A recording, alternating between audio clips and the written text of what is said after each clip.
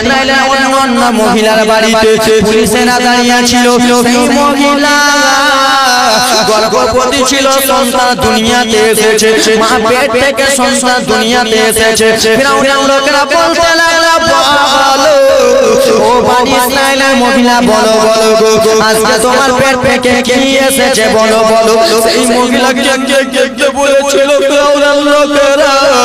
আজকে আমার পেট থেকে আমার সন্তান দুনিয়াতে এসেছে, আজকে আমার গর্ভ থেকে আমার ছেলে দুনিয়াতে এসেছে। ফিরআউনের লোকেরা কত হারামি রে মা আমার, সেই সন্তানটা মায়ের কোল থেকে নিল রে, আর মায়ের কোল থেকে নিয়ে বাবার মাথাটাকে দুমড়ে আছাড় মেরে জমিনে ফেলে দিল। যেমন আছাড় জমিনে মেরে একদিনকে শিশু যেন দুনিয়া ছেড়ে চলে গেল, একদিনকে শিশু যেন মারা গেল। যেই মা 10 বছর পরে সন্তানটা পেয়েছিল বাবা পেটে, সেই মা নিজের সন্তানের জায়গা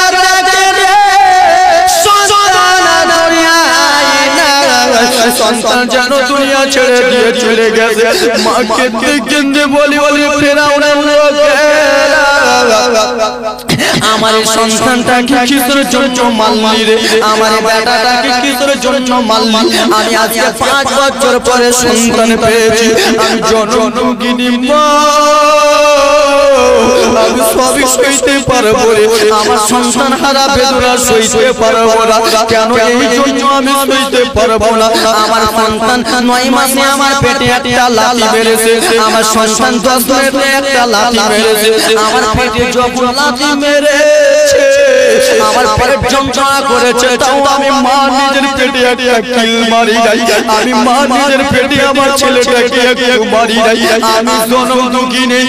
প্রস্রাব করতে গেছি যন্ত্রণা হয়েছে, তাও আমি আমার সন্তানকে কিছু বলি নাই। আমি যখন গালে ভাত তুলতে গিয়েছিলাম, আমার সন্তান আমার পেটে নড়াচড়া করেছে, আমি ভাত গালে তুলতে পারিনি, তাও আমি মা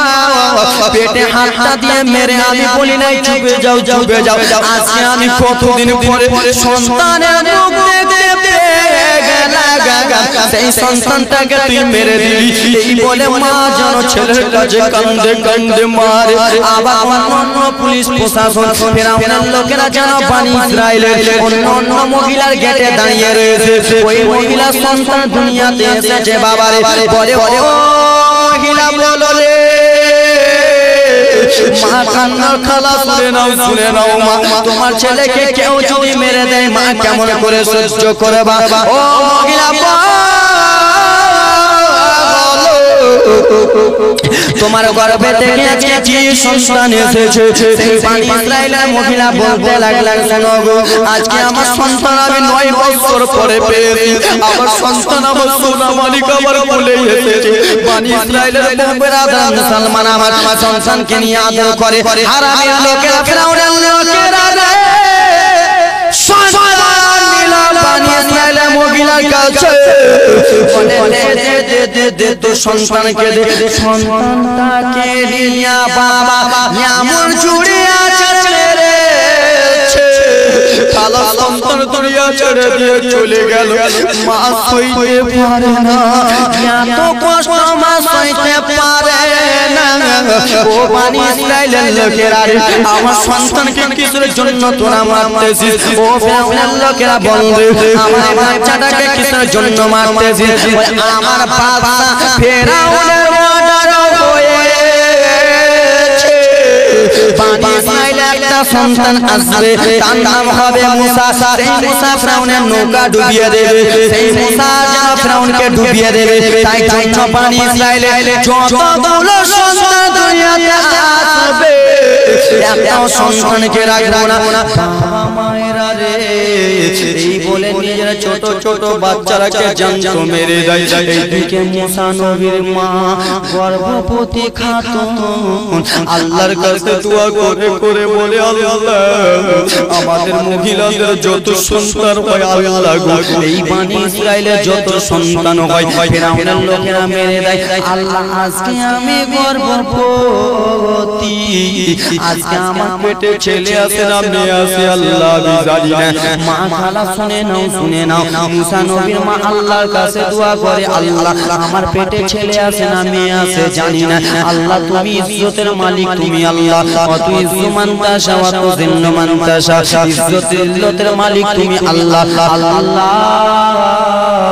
আমার সন্তান যদি হয় আল্লাহ আমার সামনে মেরে দেবে আমি কোনো মতনই সইতে পারবো না কোন মা এরকম আছে না তুমি 5 বছর পরে সন্তান পেটে পেয়েছো সেই সন্তানটাকে তোমার গ্রামের লোকেরা যদি আছাড় মেরে দেয় তুমি সহ্য করতে পারবা গে খালা কোন মা পারবে আব্বা তুমি পারবা তোমার যদি 10 বছর পরে সন্তান স্ত্রী পেটে আছে তুমি পারবা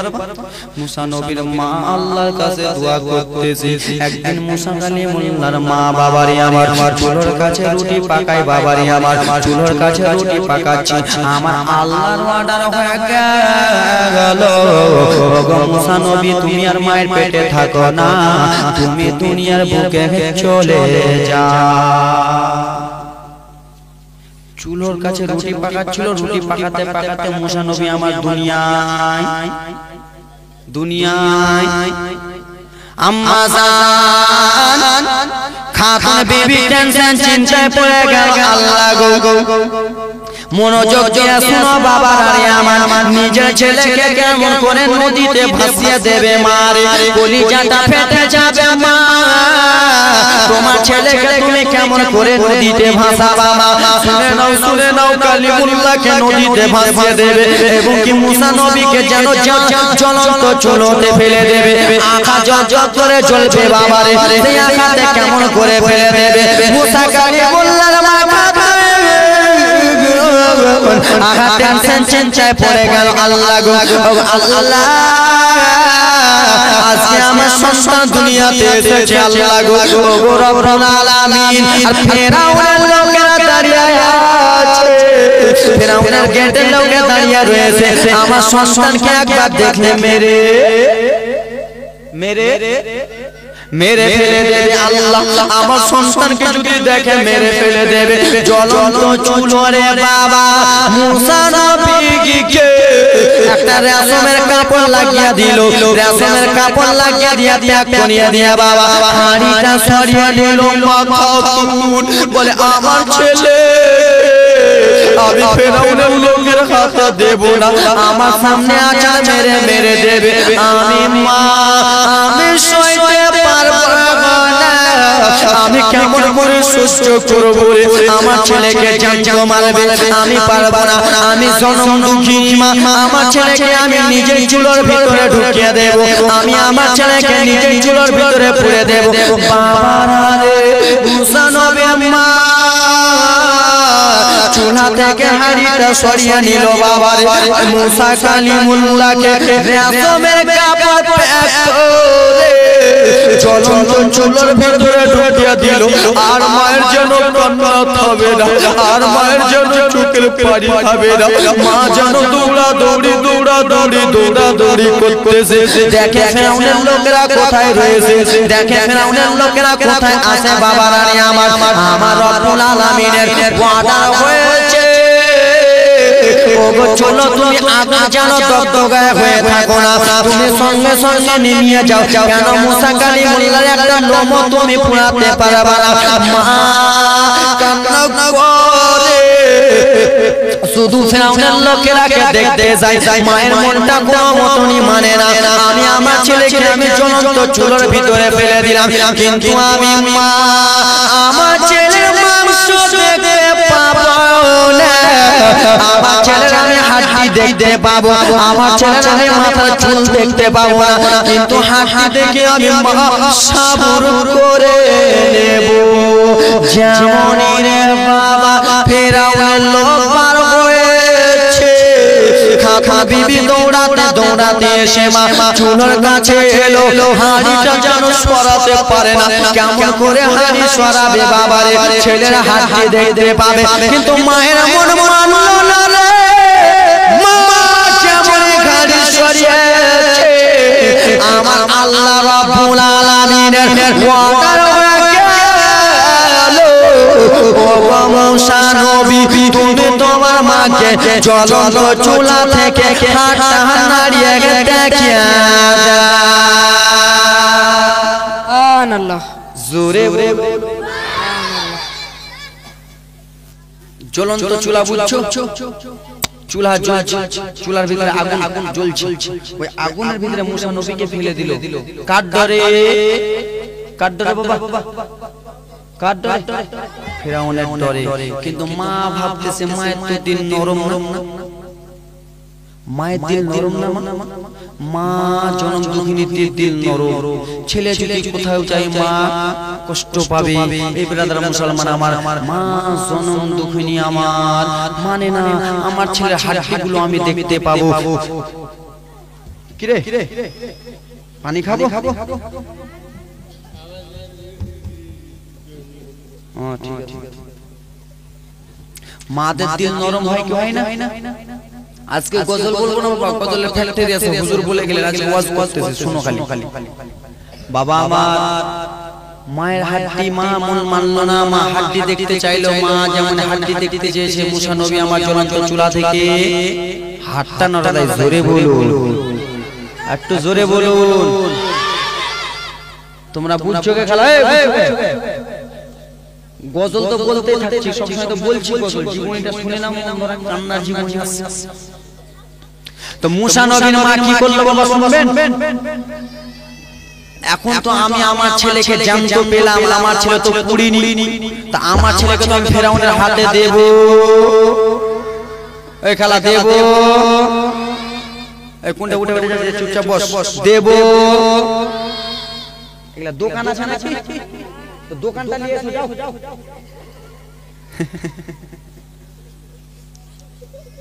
এই হাসি না দাঁত ভেঙে দেবো মুসা নবীর মা আমার ফেরাউনের লোকের হাতে দেবে না কি করবে তাহলে গায়ে থেকে আওয়াজ আসে মা শুনে নাও গো ও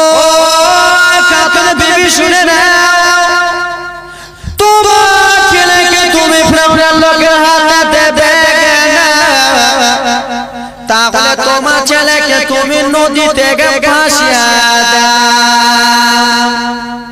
কোথায় ভাসিয়ে দাও নীল দাঁড়িয়ায় ভাসিয়ে দাও মা জীবনীটা শোনো খালা বাবারা আমার মনটা ঠান্ডা হয়ে যাবে মুসা নবীর মা বাবারে আগা চিন্তা ভাবনা করতেছে আগা গো আমার ছেলেকে আমি নদীতে ভাসাবো কিন্তু আমার কাছে সিন্ধুক নাই আমার কাছে বাক্স নাই কেমন করে আমার ছেলেকে নদীতে ভাসাবো মুসা নবীর মা টেনশন ভাব চিন্তায় পড়ে গেল খালা যে আমার কাছে বাক্স নাই আমার কাছে সিন্ধুক নাই তা আমার ছেলেকে আমি ভাসাবো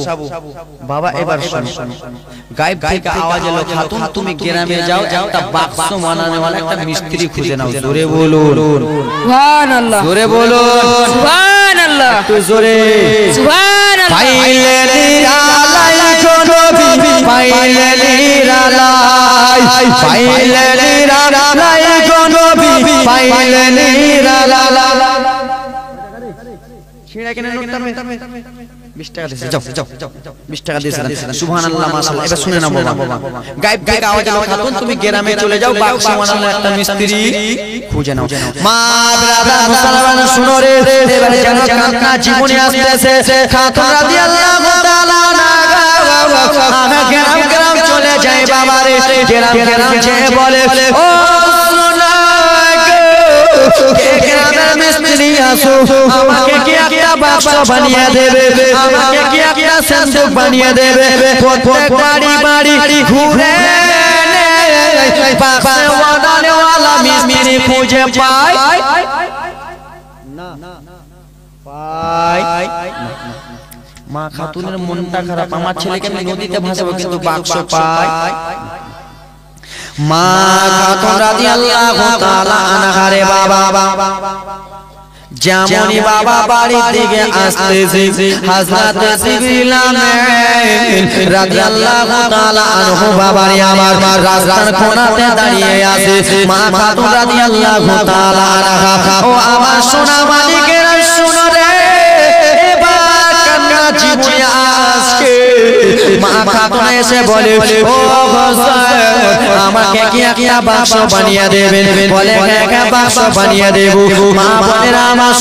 শুনে নাও তোমরা নিজের ছেলেকে মা নদীতে ভাসাতে পারবে না দেখো দেখো মা খাতুন বাবারে কেমন করে নিজের ছেলেকে নদীতে ভাসিয়ে দেবে একটা বাক্স বানিয়ে দিয়ে দিল বাক্সটা নিয়ে চলে গেল বাড়িতে বাবারে বাক্সটাতে ভালো করে কাপড়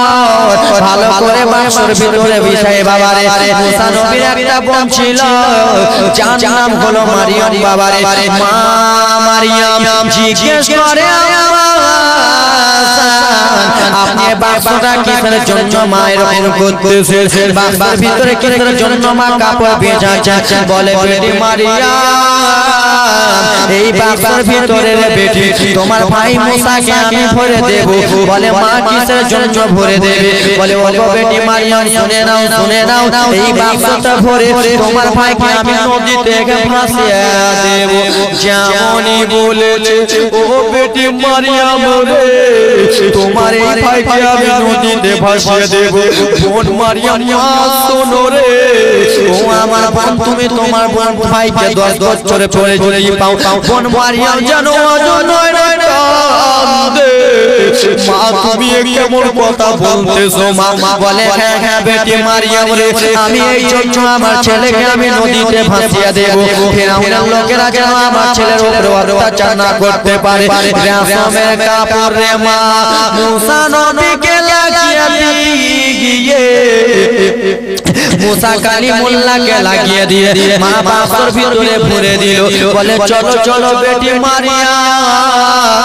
আমার বেটা মুসাকে আমি নদীতে ভাসিয়ে দেব বেটি চলো মা বোনেরা রে বোন মারিয়াম কান্না করতে যেন চলে যায় বাবারে যেমনই নীল দরিয়ার কাছে গিয়ে সত্যি মা খাতুন জানো মুসা নবীকে ভাসিয়ে দেবে রে মা খাতুন নদীতে নেমে গেল বাক্সটা নিয়ে নদীতে নেমে গেছে বোন মারিয়াম ওজন নয় কান্না করতে লাগলো মা এ কেমন কথা বলতেছে মা গো এ তুমি কেমন কথা বলো মা সত্যি কি আমার ভাইকে তুমি নদীতে ভাসিয়ে দেবে বলে ওরে বেটি মারিয়াম শোনো নদীতে ভাসাবো কিন্তু বেটি তুমি কান্দিও না বেটি কান্দিও না তোমার ভাই যাবে নদী তুমি যাবা নদীর উপর দিয়ে রে বেটি তোমার ভাই কোথায় লাগবে রে বেটি তুমি শুধু একবার দেখিও বাবা মায়েরা রে যেমনই মুসা নবীর বাক্সটা বাবারে ঠেলে দিতে যাবে মায়ের কান্না যেন থামে না মায়ের কান্না ওয়াজন নয় না যেন বয়ে যায় মা যেন কান্না করে বোন বেটিকে ডেকে বলে বেটি তোমার ভাই নদী দিয়ে যাবে বেটি তুমি চলে যেও বেটি পান চলে যেও কিন্তু তোমার ভাইকে তুমি দেখতে থেকো ওরকম করে দেখিও না রে বেটি কেউ যেন না বুঝতে পারে এই বাক্সটাকে তুমি দেখতেছো বাবারে মা গো মুসা নবী বাক্স ভাসিয়ে দিয়ে গেল নবী আমার চলে যায় বোন মারিয়াম নদীর উপর চলে যায় বাবারা রে বাক্সটা যে অন্য জায়গাতে লাগবে তো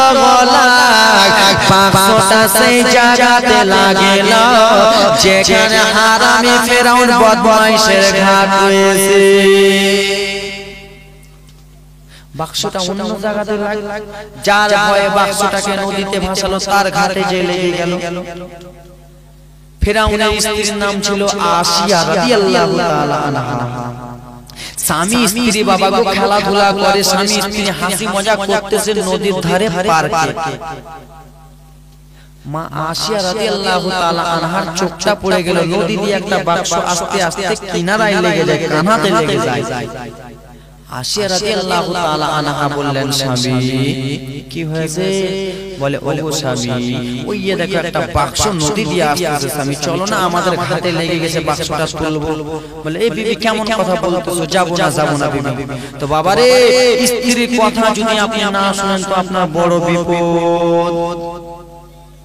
আছে, ঠিক না? স্ত্রীর কথা না শুনলে আপনার বড় বিপদ।